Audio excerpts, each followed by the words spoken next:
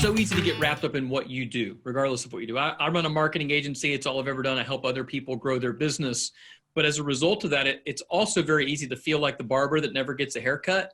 And what I mean by that is it's so easy to focus on what the client needs or what customers need, or what other people need, that you don't take care of yourself, or you don't take care of your own company. You don't take that time that you need to kind of get above the company. And we all hear these stories of I need to work on the business instead of in the business. But getting to that point is really hard.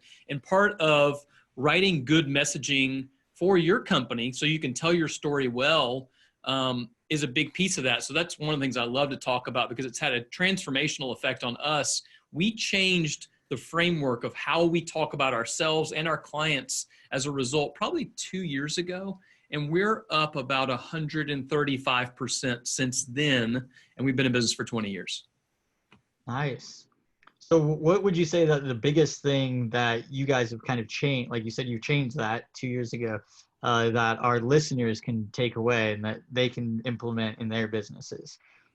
Yeah, so there's a framework that I teach that I use to handle messaging in a different way. And the key takeaway of how it changes your messaging is so many times people will come to companies like ours that do brand work, whether it's brand messaging or actual brand imaging. And they'll say, well, Jay, we need you to help us tell our story. And I'll say, no, you don't. You don't need me to help you tell your story. You need me to help invite your customer into a story. And that's a very different thing when you understand messaging in a way that says, hey, it's not about me. I could very easily lead with my story like this. I would say, I started my business when I was 17 years old. I was a student at Nice High School, and we've grown this business for 20 years in a row. That's a great story.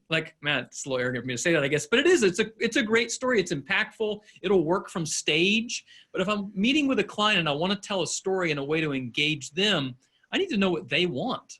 Right. I need to know what their problem is. It doesn't matter what my story is. It doesn't matter who I am until I let them know that I understand what they want, what their problem is. Then I empathize with that problem. I show them that I have authority to help solve them. And this is part of that framework that we walk through to teach somebody not how to tell their story, but how to invite a customer into a story. And changing that mindset around from you not being the hero in the story to the customer being the hero is a totally different way of viewing things than even how I personally thought about it 3 years ago.